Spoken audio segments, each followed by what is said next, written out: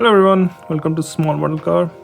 Today we have got a 2017 Pagani Huayra Roadster. I still don't know how to name it. It's not a new casting, it's a rear and there are so many different colors and shades. I got this one recently, looks good, especially with the blue body paint and golden wheels and kind of golden interiors. So let's open it up and see how does it look. So here's the Huayra out of its box. First thing we notice is this blue paint with golden wheels, which looks alright. Yeah, really looks nice. The wheel don't look bad here. It's more of like, you know, when you custom order something kind of thing. Not my taste, but doesn't look bad. Same goes for the interior. I don't know if you can actually get the car with that color interior. Not sure. But let's go to the front. Up front you can see there are some good details, especially when it's a mainline from Hotwheels. You got detailed headlamp, you got this black design, or what do you say, racing line going all the way from front to the back.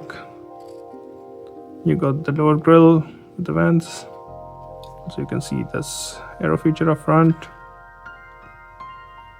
Pagani's are rear engine, mid-engine kind of configuration, so there's nothing up front here. Coming to the driver's side, you can see it has got a very aerodynamic kind of shape. You see this one comes out and then this one kind of curves in, scoops in. You've got, I think, vents here which feed more air to the engine. This interior doesn't look good, especially the color. Yeah, it doesn't really work. I don't know why Hotwheels did it.